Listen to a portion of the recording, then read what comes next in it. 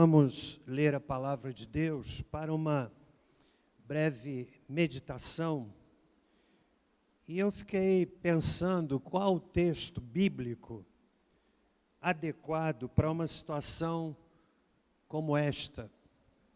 Muitos textos me vieram à mente, muitos exemplos bíblicos de livramento, mas eu fui atraído para um salmo, que inclusive tive a oportunidade de lê-lo lá com o querido Almeida na sua casa, que é o salmo de número 116. Eu quero tecer alguns comentários sobre este salmo, que, ao meu ver, se encaixa com absoluta exatidão na circunstância que nos traz aqui nesta noite. Salmo de número 116, a Bíblia Sagrada, na expressão do salmista, diz assim: amo ao Senhor, pois Ele ouviu a minha voz, ouviu o meu clamor por misericórdia, porque inclinou para mim os seus ouvidos, e invocá-lo-ei enquanto viver. Os cordéis da morte me cercaram, as angústias do inferno se apoderaram de mim, sofri tribulação e tristeza. Então, invoquei o nome do Senhor, dizendo: ó Senhor, livra a minha alma. Piedoso e justo é o Senhor. O nosso Deus é cheio de compaixão. O Senhor protege os simples. Quando eu estava abatido, Ele me livrou. Volta, ó minha alma, ao teu repouso, pois o Senhor te fez bem. Pois tu, ó Senhor, livraste a minha alma da morte, os meus olhos das lágrimas e os meus pés da queda, para que eu ande perante a face do Senhor na terra dos viventes. Criei, por isso falei. Estou muito aflito.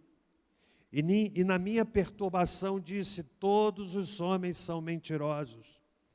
Que darei eu ao Senhor por todos os benefícios que me tem feito? Tomarei o cálice da salvação, invocarei o nome do Senhor, pagarei os meus votos ao Senhor na presença de todo o seu povo. Preciosa é à vista do Senhor a morte dos seus santos. Ó Senhor, deveras sou teu servo, filho da tua serva, soltaste as minhas ataduras. Oferecer-te-ei sacrifícios de louvor e invocarei o nome do Senhor. Pagarei os meus votos ao Senhor na presença de todo o seu povo, nos átrios da casa do Senhor, no meio de ti, ó Jerusalém, louvai ao Senhor. Pai, fala-nos através da tua palavra, em nome de Jesus. Amém. O tema principal deste salmo é gratidão. Este é um salmo de ação de graças, que nos oferece como circunstância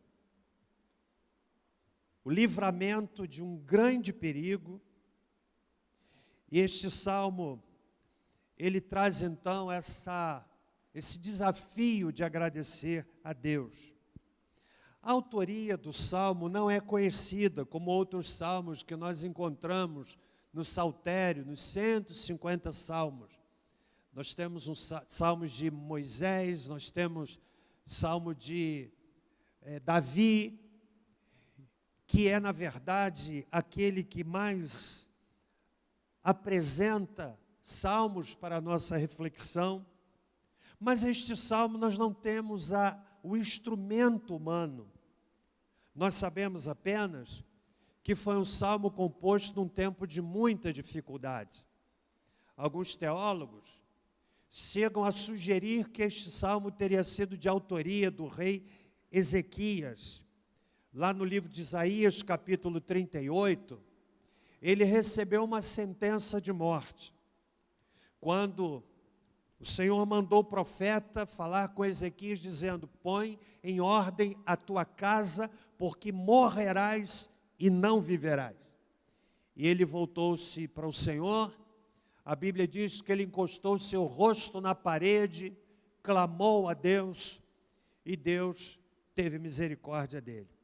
Pode ser que este salmo tenha sido, sim, na instrumentalidade do rei Ezequias. Mas a grande verdade é que isso não é o mais importante.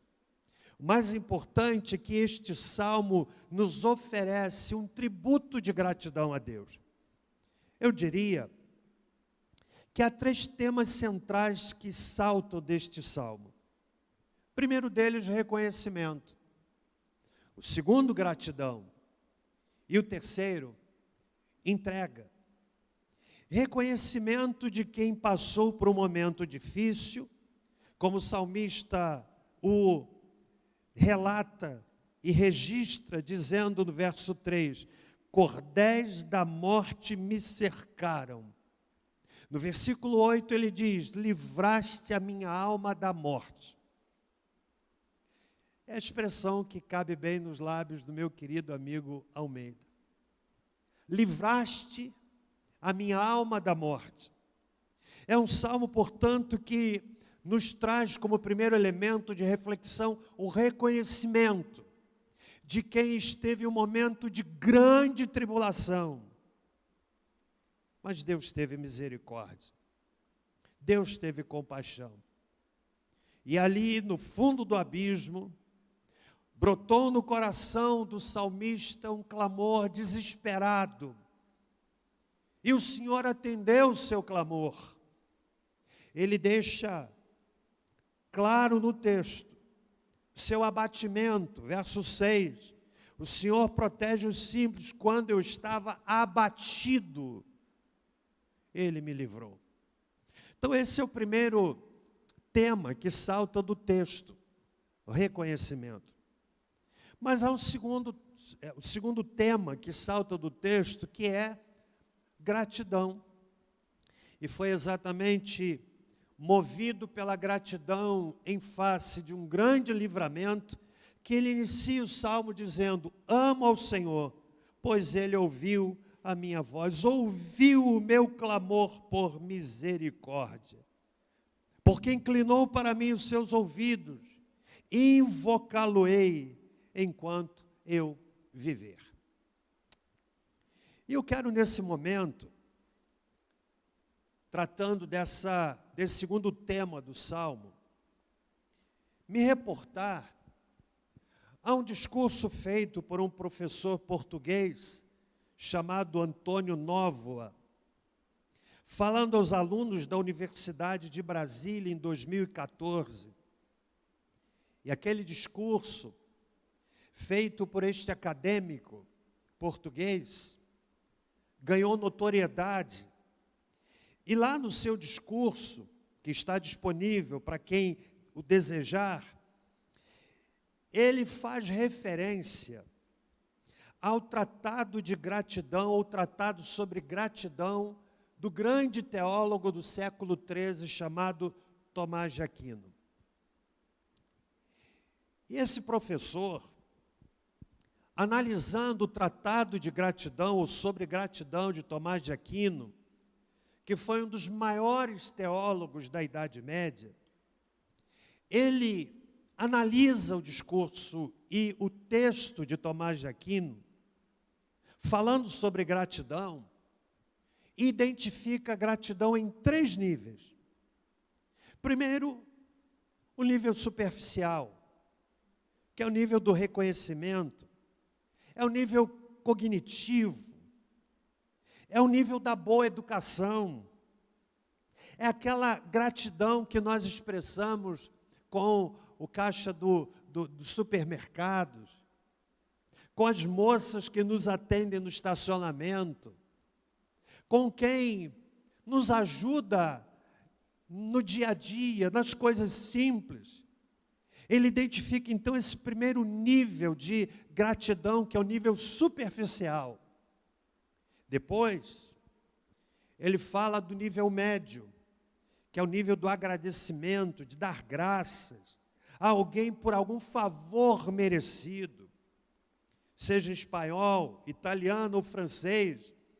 O agradecimento nesse nível é um agradecimento, é a gratidão fruto de um agradecimento de quem foi de alguma forma ajudado, de alguma forma beneficiado.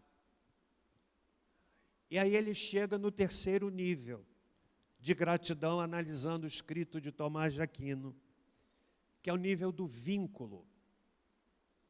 E segundo aquele professor português, só a língua portuguesa oferece a ideia do nível de gratidão no nível maior, que é o nível do vínculo. Quando nós respondemos, obrigado. E obrigado, segundo aquele professor, expressão que nós usamos fartamente, ele entende que essa expressão, ela retrata a gratidão no nível maior, no nível do vínculo, porque obrigado significa eu estou obrigado. Eu tenho uma obrigação diante daquilo que você fez por mim, por aquilo que você me beneficiou. Eu ensinei meus filhos a dizerem muito obrigado. E a expressão muito obrigado, a gente acaba usando assim de forma muito banal.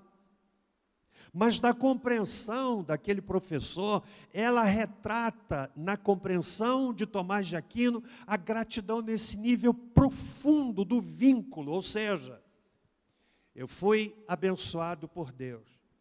Portanto, eu estou aqui para dizer, muito obrigado, Senhor. Eu acredito que esta reunião, este culto, tem o propósito, no coração do Almeida, da Hélia, dizerem para Deus, muito obrigado, Senhor. A médica disse que ainda não era o momento dele. Como se Deus dissesse, volta. E eles estão aqui, por isso a minha satisfação em abrir esta congregação, este espaço do culto, para dizer, Senhor, muito obrigado. E é exatamente isto que o salmista retrata nesse texto. O nível do vínculo. Muito obrigado, Senhor. Então nós vimos aqui o primeiro nível do reconhecimento, eu estive muito aflito. O nível da gratidão,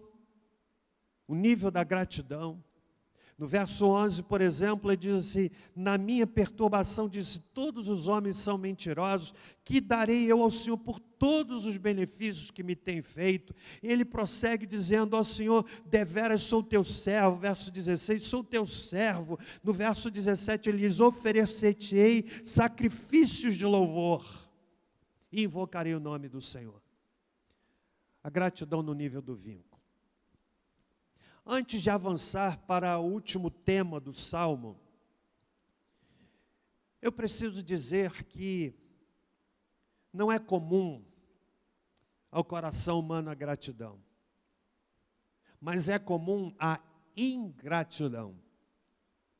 Quantos de nós aqui já ajudamos alguém, não para que recebêssemos algum tipo de gratidão verbalizada, mas muitas vezes não só faltou a expressão de agradecimento, e não poucas vezes seguida de uma expressão dolorosa de ingratidão.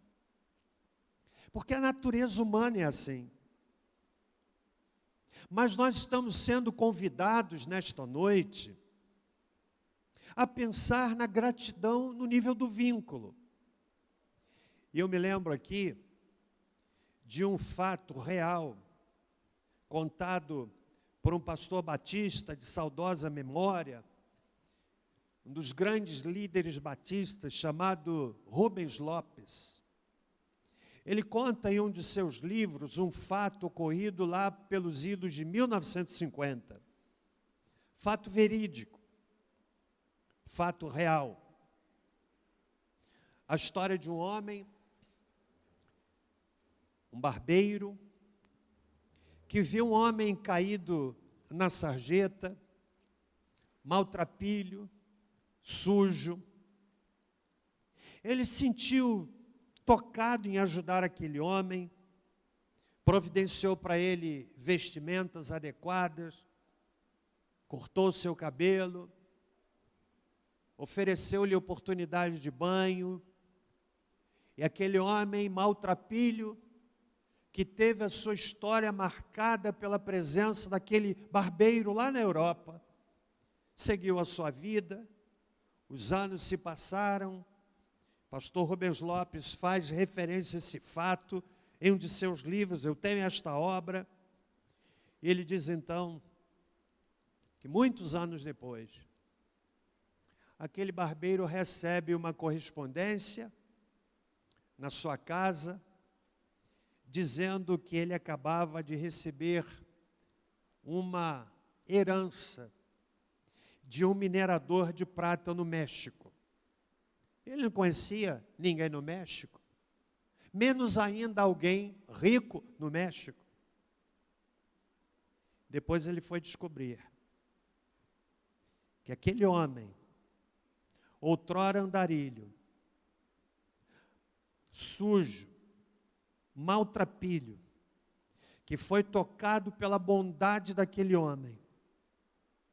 Os anos se passaram, ele conseguiu se reencontrar, tornou-se próspero, tornou-se um homem muito rico, e não se esqueceu daquela pessoa que lá atrás lhe havia estendido a mão. Isso tem um nome, chama-se gratidão. Gratidão. Às vezes eu fico pensando,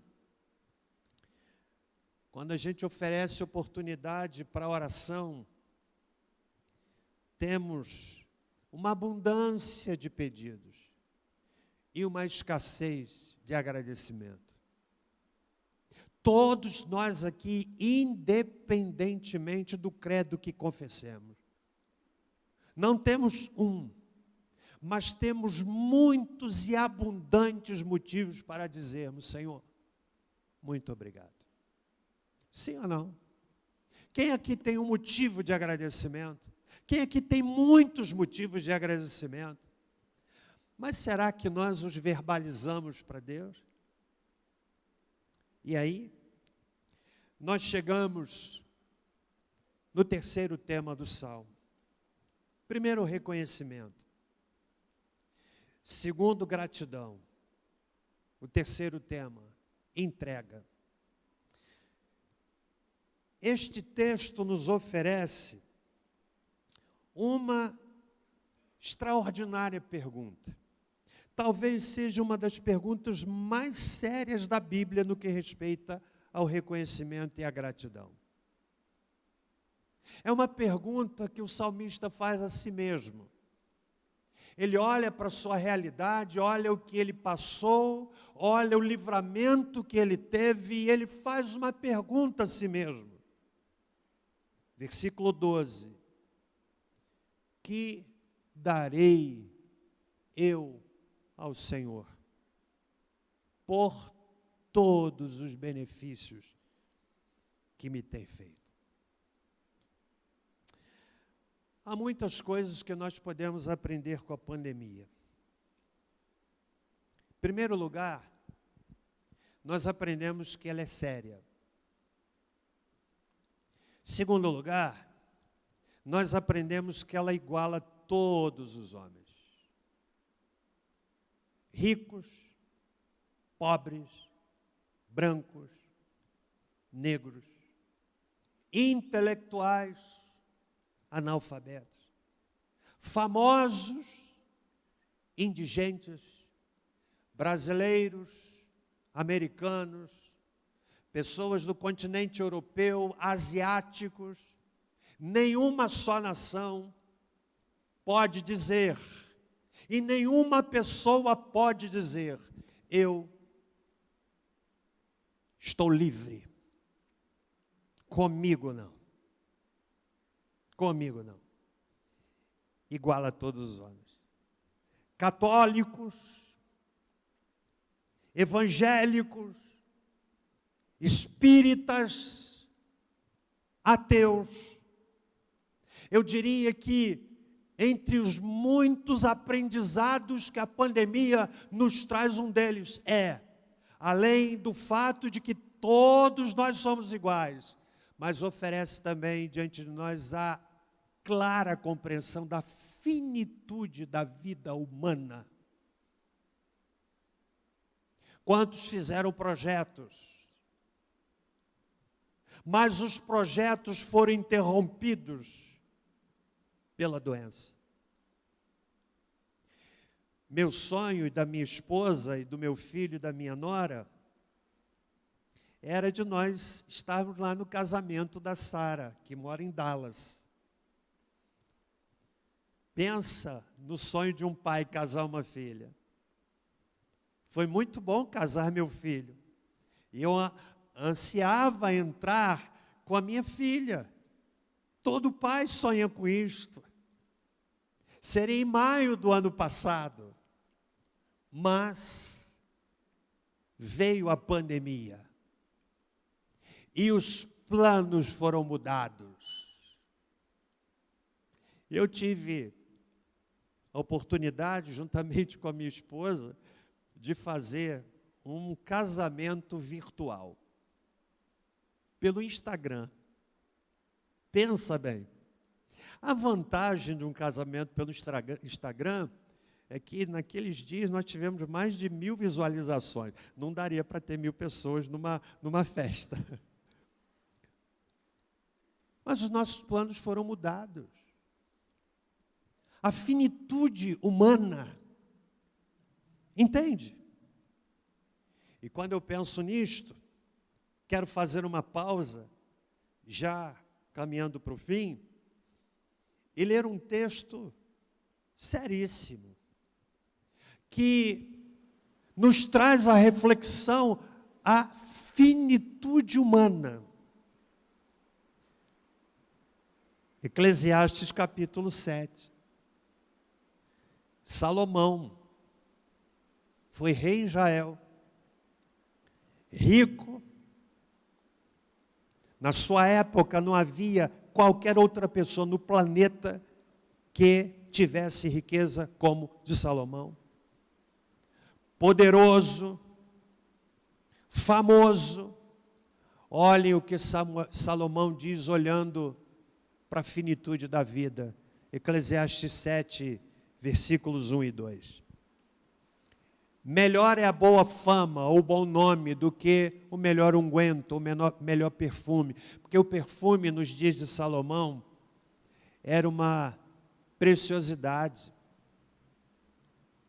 E o dia da morte é melhor do que o dia do nascimento de alguém. Observe o que Salomão está dizendo.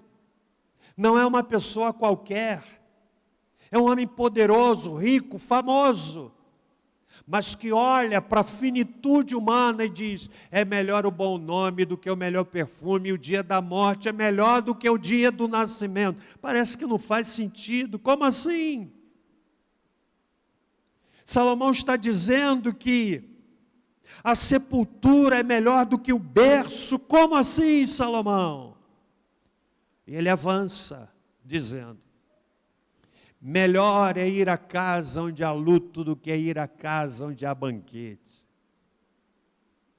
Agora ele vai aplicar, porque ali se vê o quê?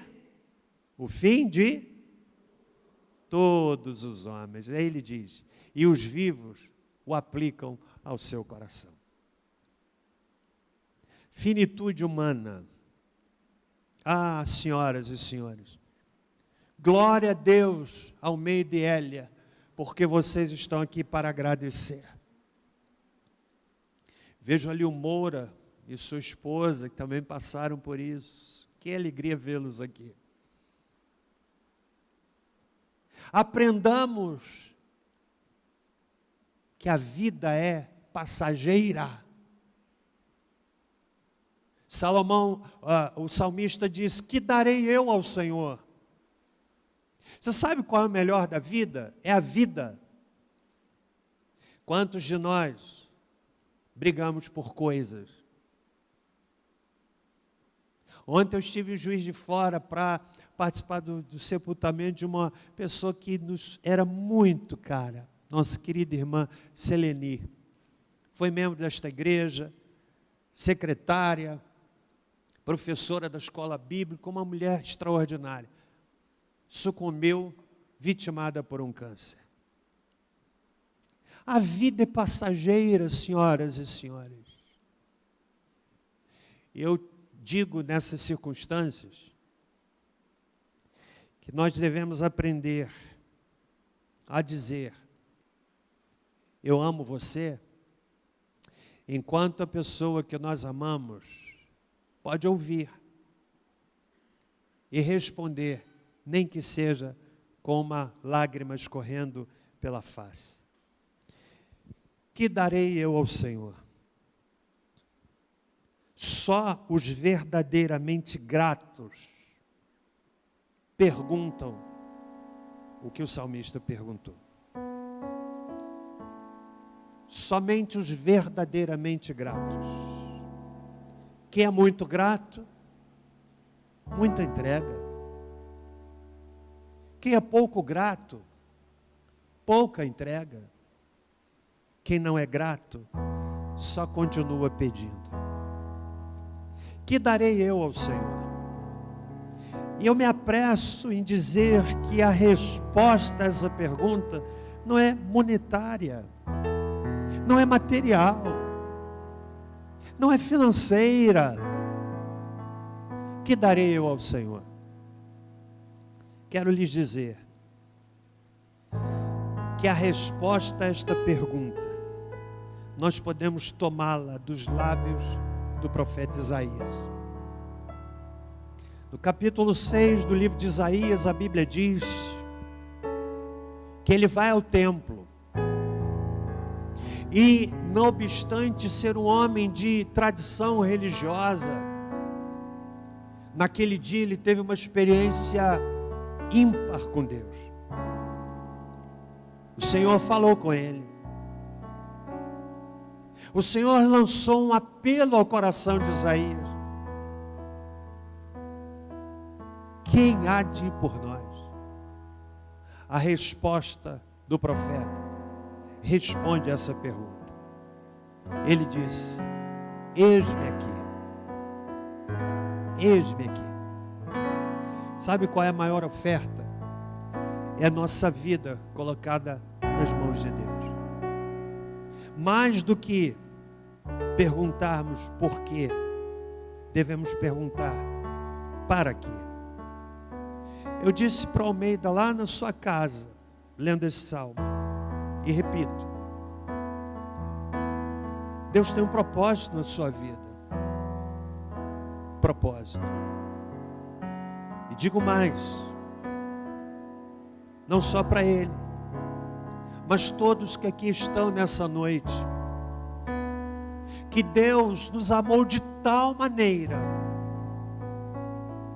enviou Jesus Cristo para nos salvar. A maior expressão de entrega vem do próprio Deus, que amou o mundo de tal maneira e deu o seu único Filho, Jesus Cristo, para morrer na cruz em nosso lugar. Nenhum de nós é melhor do que o outro. As minhas ovelhas já me ouviram dizer que Jesus Cristo não entrou na história para inaugurar uma religião. Em nome da religião as pessoas se odeiam. se matam. Aqui mesmo, nesta cidade Barra do Piraí, eu já testemunhei reações tão hostis a mim, quando lhes entregava um texto bíblico. Eu nunca vou me esquecer, na calçada de uma das escolas de nossa cidade, há muitos anos atrás, evangelizando, entregando um folheto com um texto bíblico. E aquele moço pegou aquele papel, e eu não vou descrever a atitude que ele praticou. Porque em nome da religião, as pessoas são capazes de fazer isso. Mas Jesus entrou na história, senhoras e senhores, para nos desafiar a um relacionamento. Ele disse assim: vinde a mim, todos que estáis cansados e sobrecarregados, e eu vos aliviarei. Mateus capítulo 11, verso 28. Vinde a mim.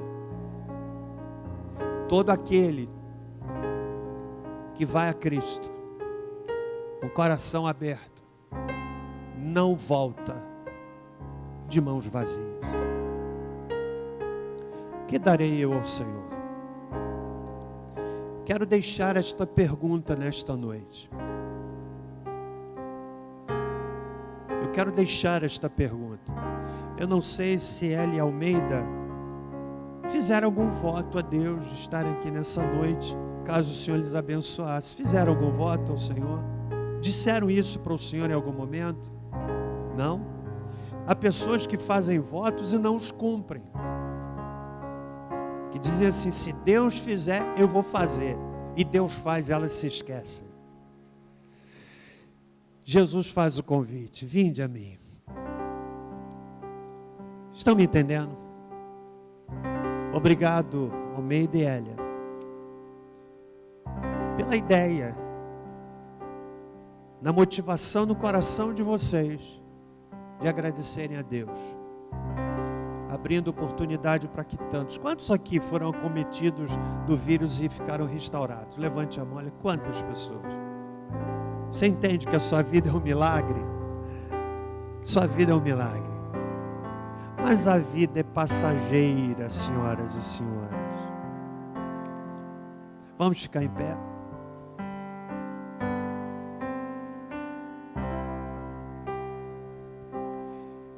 Já caminhando para o fim desta celebração, eu quero nesse momento